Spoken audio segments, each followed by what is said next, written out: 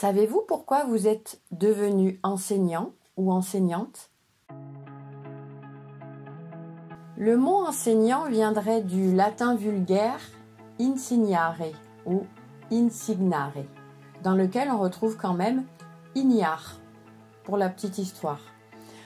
Ce mot insignare viendrait, lui, du latin signum, qui veut dire signe.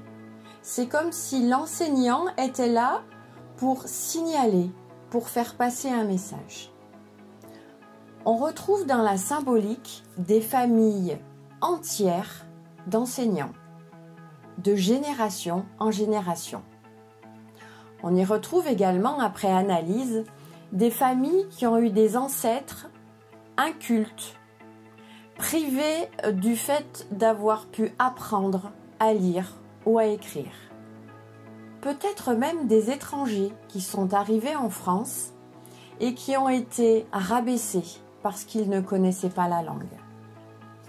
L'enseignant ou l'enseignante vient alors apporter quelque chose de plus avec son savoir. Ça a pu être aussi, dans son enfance, un enfant qui a été rabaissé, humilié peut-être parce qu'on lui disait qu'il ne savait pas ce qu'il disait, ou qu'il ne comprenait rien, ou qu'il n'avait peut-être même pas droit à la parole.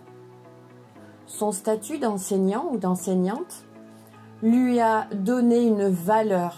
Maintenant, c'est lui qui sait. Et encore plus, c'est lui qui transmet. Donc, c'est redorer le blason de la famille ou continuer un certain blason. Et puis, le métier d'enseignant a été jadis comme celui de médecin, de curé. Le notable, celui qui repositionne la famille sur un piédestal. Par contre, dans enseignant, on entend dans le langage des oiseaux enseignant.